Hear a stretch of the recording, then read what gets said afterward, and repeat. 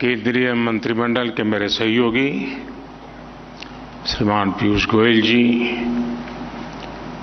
नारायण राणे जी, बहन दर्शना जरदोश जी, उद्योग और फैशन जगत के सभी साथी,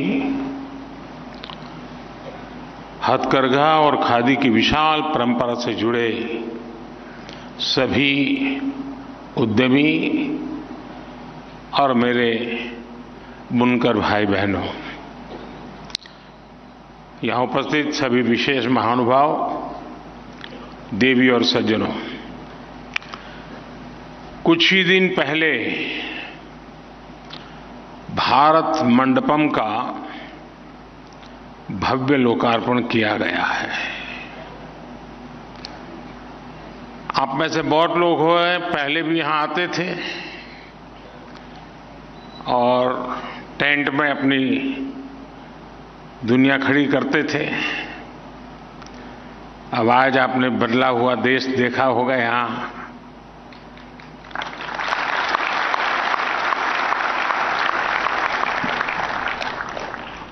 और आज हम इस भारत मंडपम में नेशनल हैंडलूम डे, राष्ट्रीय हथकरघा दिवस मना रहे हैं। भारत मंडपम की इस भव्यता में भी भारत के हथकरघा उद्योग की अहम भूमिका है। पुरातन का नूतन से यही संगम आज के भारत को परिभाषित करता है। आज का भारत लोकल के प्रति वोकल ही नहीं है, बल्कि उसे ग्लोबल बनाने के लिए वैश्विक मंच भी दे रहा है। थोड़ी देर पहले ही मुझे कुछ बुनकर साथियों से बातचीत करने का अवसर मिला है। देश भर के अनेकों हैंडलूम क्लस्टर्स में भी हमारे बुनकर भाई बहन दूर दूर से यहां आए हैं, हमारे साथ जुड़े हैं। मैं आप सभी का इस विशाल समारोह में हृदय से स्वागत करता हूं। मैं आपका अभिनंदन करता हूं। साथियों, अगस्त का ये महीना क्रांति का महीना है। ये समय आजादी के लिए दिए गए हर बलिदान को याद करने का है। आज के दिन स्वदेशी आंदोलन की शुरुआत हुई थी। स्वदेशी का ये भाव सिर्फ विदेशी कपड़े के बहिष्कार तक सीमित नहीं था, बल्कि ये हमारी आर्थिक आजादी का भी बहुत बड़ा प्रेरक था। ये भारत के लोगों को अपने बुनकरों से जोड़ने का भी अभियान था। ये एक बड़ी वजह थी कि हमारी सरकार ने आज के दिन को नेशनल हैंडलूम डे के रूप में मनाने का फैसला लिया था। बीते वर्षों में भारत के बुनकरों के लिए, भारत के हैंडलूम सेक्टर के विस्तार के लिए अभूतपूर्व काम किया गया है। स्वदेशी को लेकर देश में एक नई क्रांति आई है। स्वाभाविक है कि इस क्रांति के बारे में लाल किले से चर्चा करने का मन होता है, और जब 15 अगस्त बॉल पास में हो तो स्वाभाविक मन करता है कि ऐसे विषयों की वहां चर्चा करूं। लेकिन आज देश भर के इतने बुनकर साथी जुड़े हैं, तो उनके समक्ष उनके परिश्रम से भारत को मिली सफलता का बखान करते हुए और सारी बात यही बताने से मुझे और अधिक गर्व हो रहा है।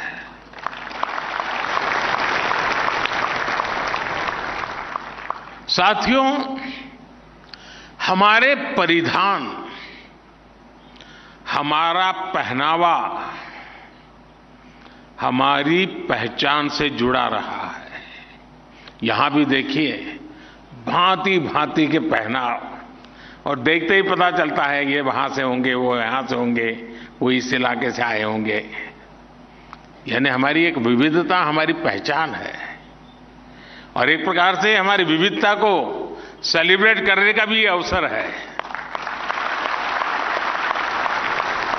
और ये विविधता सबसे पहले हमारे कपड़ों में नजर आती है।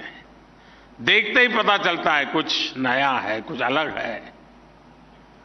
देश के दूर सुदूर क्षेत्रों में रहने वाले हमारे आदिवासी भाई बहन से लेकर बर्फ से ढके पहाड़ों तक विस्तार हुआ है वो लोग, तो दूसरी तरफ समुद्री तट से जिंदगी गुजारने वाले लोग, वहां से लेकर के मरुस्थल तक और भारत के मैदानों तक परिधानों का एक खूबसूरत इंद्रधनुष हमारे पास है।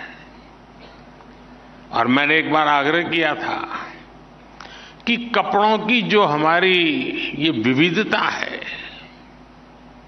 उसको सूचीबद्ध किया जाए, इसका संकलन किया जाए। आज भारतीय वस्त्र शिल्प कोश के रूप में ये आज मेरा वो आग्रह यहां फलीभूत हुआ देख करके मुझे विशेष आनंद हो रहा है। साथियों, ये भी दुर्भाग्य रहा कि जो वस्त्र उद्योग पिछली शताब्दियों में इतना ताकतवर था, उसे आजादी के बाद फिर से सशक्त करने पर उतना जोर नहीं दिया गया। हालत तो ये थी कि खादी को भी मरणासन्न स्थिति में छोड़ दिया गया था। लोग खादी पहनने वालों को हीन भावना से देखने लगे थे। 2014 के बाद से हमारी सरकार इस स्थिति और इस सोच को बदलने में जुटी है। मुझे याद है, मन की बात कार्यक्रम के शुरुआती दिनों में ही मैंने देश से खादी का कोई ना कोई सामान खरीदने का निवेदन किया था। उसका क्या नतीजा निकला, इसके हम सभी साक्षी हैं। पिछले 9 वर्षों में खादी के उत्पादन में 3 गुना से अधिक की वृद्धि हुई है। खादी के कपड़ों की बिक्री भी 5 गुना से अधिक बढ़ गई है।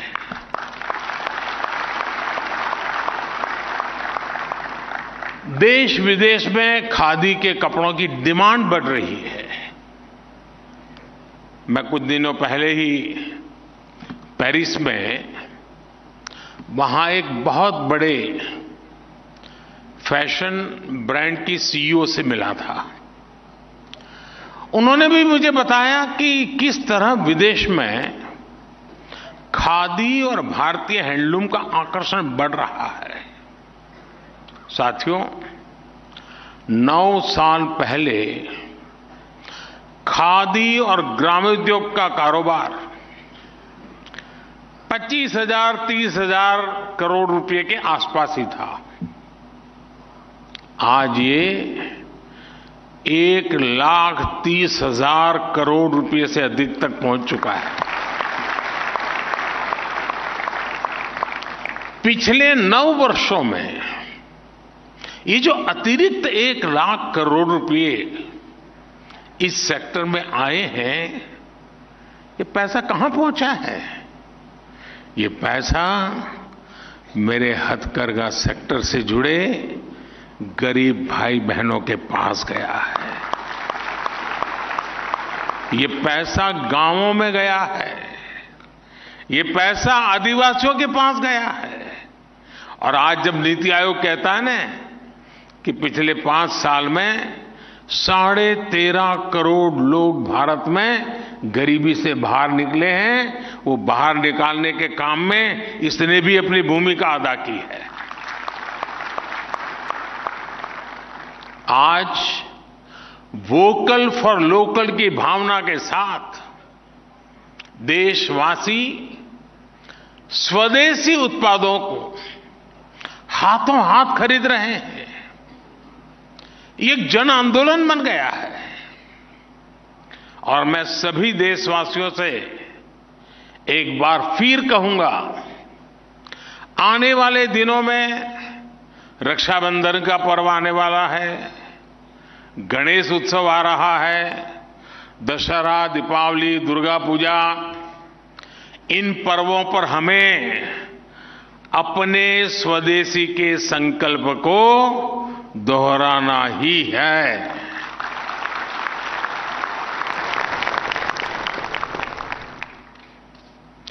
और ऐसा करके हम अपने जो हस्तशिल्पी हैं, अपने बुनकर भाई बहन हैं, हथकरघा की दुनिया से जुड़े लोग हैं, उनकी बहुत बड़ी मदद करते हैं।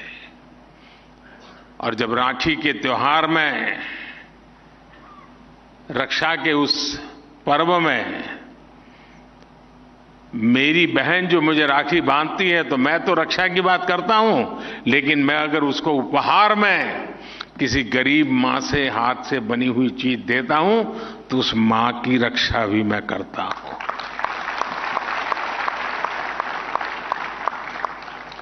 साथियों, मुझे इस बात का संतोष है कि टेक्सटाइल सेक्टर के लिए जो योजनाएं हमने चलाई हैं, वो सामाजिक न्याय का भी बड़ा माध्यम बन रही है। आज देश भर के गांवों और कस्बों में लाखों लोग हथकरघे के काम से जुड़े हैं। इनमें ज्यादातर लोग दलित, पिछड़े, पसमानदा और आदिवासी समाज से आते हैं। बीते 9 वर्षों में सरकार के प्रयासों ने न सिर्फ इन्हें बड़ी संख्या में रोजगार दिया है, बल्कि इनकी आय भी बढ़ी है। बिजली, पानी, गैस कनेक्शन, स्वच्छ भारत जैसे अभियानों का भी लाभ सबसे ज्यादा वहां पहुंचा है। और मोदी ने उन्हें गारंटी दी है मुफ्त राशन की। और जब मोदी गारंटी देता है तो उसका चूल्हा 365 दिन जलता ही जलता है। मोदी ने उन्हें गारंटी दी है पक्के घर की। मोदी ने इन्हें गारंटी दी है 5 लाख रुपए तक के मुफ्त इलाज की।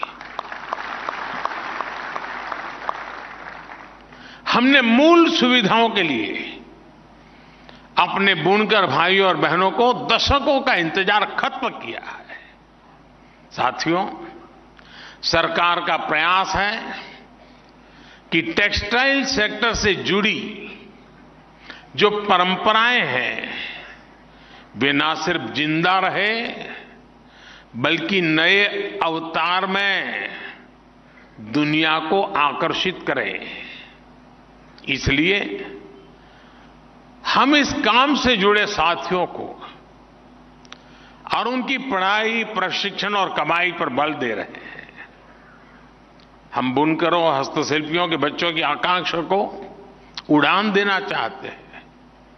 बुनकरों को बच्चों को स्किल ट्रेनिंग के लिए उन्हें टेक्सटाइल इंस्टीट्यूट्स में 2 लाख रुपए तक की स्कॉलरशिप मिल रही है। पिछले 9 वर्षों में 600 से अधिक हैंडलूम क्लस्टर विकसित किए गए हैं। इनमें भी हजारों बुनकरों की ट्रेनिंग दी गई है। हमारी लगातार कोशिश है कि बुनकरों का काम आसान हो, उत्पादकता अधिक हो, क्वालिटी बेहतर हो, डिजाइन नित्य नूतन हो। इसलिए उन्हें कंप्यूटर से चलने वाली पंचिंग मशीनें भी उपलब्ध कराई जा रही है। इससे नए नए डिजाइन तेजी से बनाए जा सकते हैं। मोटर से चलने वाली मशीनों से ताना बनाना भी आसान हो रहा है। ऐसे अनेक उपकरण, ऐसी अनेक मशीनें बुनकरों को उपलब्ध कराई जा रही है। सरकार हथकरघा बुनकरों को रियायती दरों पर कच्चा माल यानी धागा भी दे रही है। कच्चे माल को लाने का खर्च भी सरकार वहन करती है।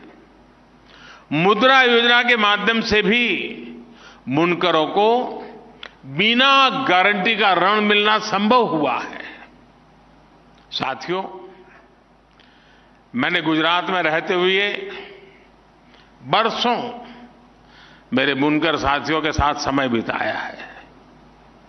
आज मैं जहां से सांसद हूं, काशी, उस पूरे क्षेत्र की अर्थव्यवस्था में भी हैंडलूम का बहुत बड़ा योगदान है।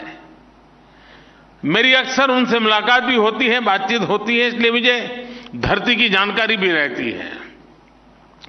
हमारे बुनकर समाज के लिए एक बहुत बड़ी चुनौती रहा है कि वो प्रोडक्ट तो बना लेता है, लेकिन उसे बेचने के लिए उन्हें सप्लाई चेन की दिक्कत आती है, मार्केटिंग की दिक्कत आती है। हमारी सरकार उन्हें इस समस्या से भी बाहर निकाल रही है। सरकार हाथ से बने उत्पादों की मार्केटिंग भी जोर दे रही है। देश के किसी न किसी कोने में हर रोज एक मार्केटिंग एग्जीबिशन लगाई जा रही है। भारत मंडपम की तरह ही देश के अनेक शहरों में प्रदर्शनी स्थल आज निर्माण किए जा रहे हैं। इसमें दैनिक भत्ते के साथ ही निःशुल्क स्टॉल भी मुहैया कराया जाता है। और आज खुशी की बात है कि हमारी नई पीढ़ी के जो नौजवान हैं, जो नए नए स्टार्टअप्स आ रहे हैं, स्टार्टअप की दुनिया के लोग भी मेरे होनहार भारत के युवा हथकरघा से बनी चीजें, हस्तशिल्प से बनी चीजें, हमारे कॉटेज इंडस्ट्री से बनी चीजें, उसके लिए अनेक नई नई टेक्निक, नई नई पैटर्न्स, उसके मार्केटिंग के नई नई व्यवस्थाएं, अनेक स्टार्टअप्स आजकल इस दुनिया में आए हैं। और इसलिए मैं उसके भविष्य को एक नयापन मिलता हुआ देख रहा हूं। आज वन डिस्ट्रिक्ट वन प्रोडक्ट योजना के तहत हर जिले में वहां के खास उत्पादों को प्रमोट किया जा रहा है। देश के रेलवे स्टेशनों पर भी ऐसे उत्पादों की बिक्री के लिए विशेष स्टॉल बनाए जा रहे हैं। हर जिले के, हर राज्य के हस्तशिल्प, हथकरघे से बनी चीजों को प्रमोट करने के लिए सरकार एकता मॉल भी बनवा रही है। एकता मॉल में उस राज्य के हस्तकला उत्पाद एक छत के नीचे होंगे। इसका भी बहुत बड़ा फायदा हमारे हैंडलूम सेक्टर से जुड़े भाई बहनों को होगा। आप में से किसी को अगर गुजरात में स्टैच्यू ऑफ यूनिटी देखने का अवसर मिला होगा तो वहां एक एकता मॉल बना हुआ है। हिंदुस्तान के हस्तशिल्पियों द्वारा बनी हुई देश के हर कोने की चीज वहां उपलब्ध होती है। तो टूरिस्ट वहां जो आता है तो एकता का अनुभव भी करता है और उसको हिंदुस्तान के जिस कोने की चीज चाहिए वहां से मिल जाती है। ऐसे एकता मॉल देश की सभी राजधानियों में बने, इस दिशा में एक प्रयास चल रहा है। हमारी इन चीजों का महात्म्य कितना है। मैं प्रधानमंत्री कार्यकाल में विदेश जाता हूं तो दुनिया के महानुभावों के लिए कुछ न कुछ भेंट सौगात ले जाना होता है। मेरा बड़ा आग्रह रहता है कि आप सब साथी जो बनाते हैं उन्हीं चीजों को मैं दुनिया के लोगों को देता हूं, उनको प्रसन्न तो करते ही हैं। जब उनको मैं बताता हूं कि मेरे फलाने इलाके के फलाने गांव के लोगों ने बनाई है तो वो बहुत प्रभावित भी हो जाते हैं। साथियों, हमारे हैंडलूम सेक्टर के भाई बहनों को डिजिटल इंडिया का भी लाभ मिले, इसका भी पूरा प्रयास है। आप जानते हैं सरकार ने खरीद बिक्री के लिए एक पोर्टल बनाया है, गवर्नमेंट ई मार्केट प्लेस, यानी जेम, GEM। जेम पर छोटे से छोटा कारीगर, शिल्पी, बुनकर अपना सामान सीधे सरकार को बेच सकता है। बहुत बड़ी संख्या में बुनकरों ने इसका लाभ उठाया है। आज हथकरघा और हस्तशिल्प से जुड़ी 2.25 लाख संस्थाएं जेम पोर्टल से जुड़ी हुई है। साथियों, हमारी सरकार अपने बुनकरों को दुनिया का बड़ा बाजार उपलब्ध कराने पर भी स्पष्ट रणनीति के साथ काम कर रही है। आज दुनिया की बड़ी बड़ी कंपनियां भारत के MSMEs, हमारे बुनकरों, कारीगरों, किसानों के उत्पादों को दुनिया भर के बाजारों तक ले जाने के लिए आगे आ रही है। मेरी ऐसी अनेक कंपनियों के नेतृत्व से सीधी चर्चा हुई है। दुनिया भर में इनके बड़े बड़े स्टोर्स हैं, रिटेल सप्लाई चेन है, बड़े बड़े मॉल्स हैं, दुकानें हैं। ऑनलाइन की दुनिया में भी इनका सामर्थ्य बहुत बड़ा है। ऐसी कंपनियों ने अब भारत के स्थानीय उत्पादों को विदेश के कोने कोने में ले जाने का संकल्प लिया है। हमारे मिलेट्स, जिसको हम अब श्री अन्न के रूप में पहचानते हैं, ये श्री अन्न हो, हमारे हैंडलूम के प्रोडक्ट्स हो, अब ये बड़ी इंटरनेशनल कंपनियां उन्हें दुनिया भर के बाजारों में लेके जाएगी। यानी प्रोडक्ट भारत का होगा, भारत में बना होगा,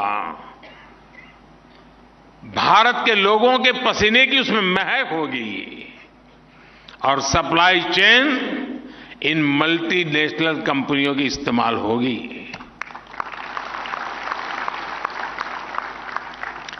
और इसका भी बहुत बड़ा फायदा हमारे देश के इस क्षेत्र से जुड़े हुए हर छोटे व्यक्ति को मिलने वाला है। साथियों, सरकार के इन प्रयासों के बीच आज मैं टेक्सटाइल इंडस्ट्री और फैशन जगत के साथियों से भी एक बात कहूंगा।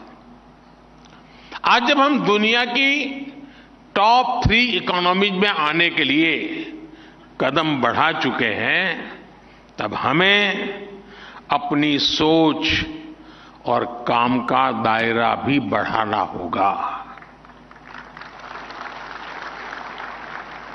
हम अपने हैंडलूम, अपने खादी, अपने टेक्सटाइल सेक्टर को वर्ल्ड चैंपियन बनाना चाहते हैं, लेकिन इसके लिए सबका प्रयास जरूरी है।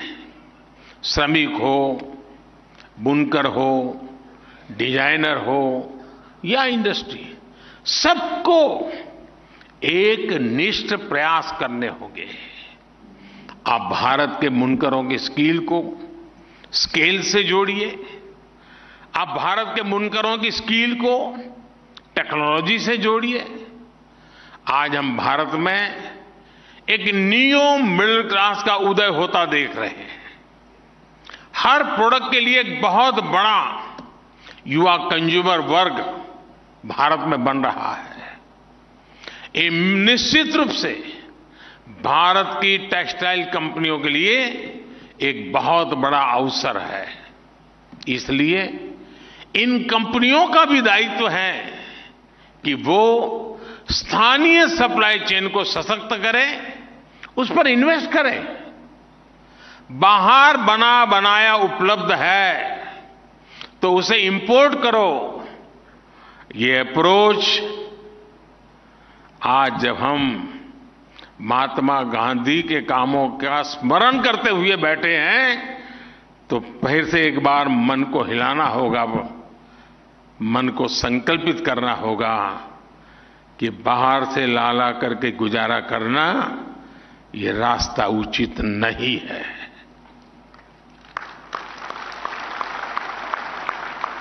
इस सेक्टर के महारथी ये बहाने नहीं बना सकते कि इतनी जल्दी कैसे होगा, इतनी तेजी से लोकल सप्लाई चेन कैसे तैयार होगी।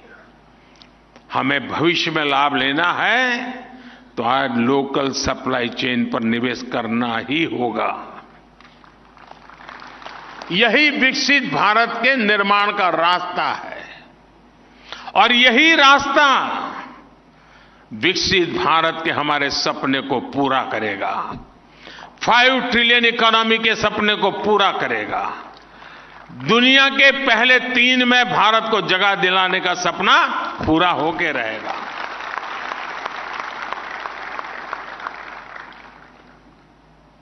और भावात्मक पहलू की ओर देखें तो इसी रास्ते पर चलकर हम अपने स्वतंत्रता सेनानियों के सपने को पूरा कर पाएंगे, स्वदेशी के सपने को साकार कर पाएंगे। साथियों, और मैं साफ मानता हूं, जो स्वाभिमानी होगा, जिसको स्व पर अभिमान होगा, स्वदेश पर अभिमान होगा, उसके लिए खादी वस्त्र है। लेकिन साथ साथ जो आत्मनिर्भर भारत के सपने बुनता है, जो मेक इन इंडिया को बल देता है, उसके लिए ये खादी सिर्फ वस्त्र नहीं, अस्त्र भी है और शस्त्र भी है।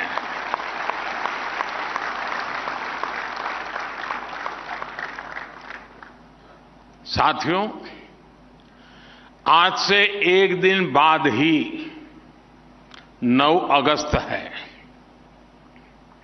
अगर आज का दिन स्वदेशी आंदोलन से जुड़ा है तो 9 अगस्त की तारीख भारत के सबसे बड़े आंदोलनों की साक्षी रही है। 9 अगस्त को ही पूज्य बापू के नेतृत्व में क्विट इंडिया मूवमेंट यानी इंडिया छोड़ो आंदोलन शुरू हुआ था। पूज्य बापू ने अंग्रेजों को साफ साफ कह दिया था, क्विट इंडिया। इसके कुछ ही समय बाद देश में ऐसा एक जागरण का माहौल बन गया, एक चेतना जग गई। आखिरकार अंग्रेजों को इंडिया छोड़ना ही पड़ा था। आज हमें पूज्य बापू के आशीर्वाद से उसी इच्छा शक्ति को समय की मांग है, हमें आगे बढ़ाना ही है। जो मंत्र अंग्रेजों को खदेड़ सकता था, वो मंत्र हमारे यहां भी ऐसे तत्वों को खदेड़ने का कारण बन सकता है। आज हमारे सामने विकसित भारत निर्माण का स्वप्न है, संकल्प है। इस संकल्प के सामने कुछ बुराइयां रोड़ा बनी हुई है। इसलिए आज भारत एक सूर में इन बुराइयों को कह रहा है, क्विट इंडिया। आज भारत कह रहा है, करप्शन क्विट इंडिया, यानी भ्रष्टाचार इंडिया छोड़ो। आज भारत कह रहा है, डायनेस्टी क्विट इंडिया, यानी परिवारवाद इंडिया छोड़ो। आज भारत कह रहा है, अपीजमेंट क्विट इंडिया, यानी तुष्टीकरण इंडिया छोड़ो।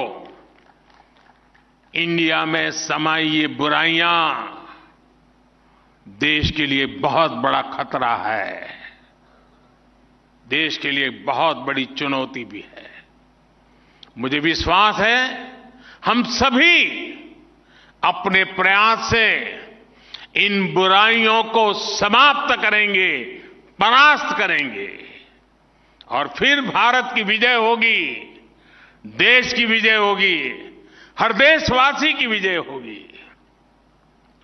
साथियों, 15 अगस्त हर घर तिरंगा, और यहां तो मुझे आज उन बहनों से भी मिलने का मौका मिला जो देश में तिरंगा ध्वज बनाने के काम में सालों से लगे हुए हैं।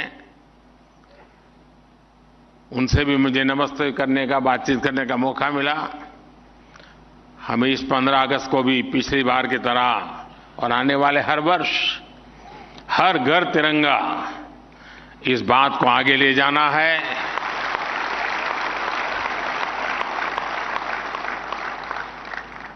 और जब छत पे तिरंगा लहराता है ना, तो सिर्फ वो छत पे भी नहीं लहराता है, मन में भी लहराता है। एक बार फिर आप सभी को नेशनल हैंडलूम डे की बहुत बहुत शुभकामनाएं देता हूं। बहुत बहुत धन्यवाद।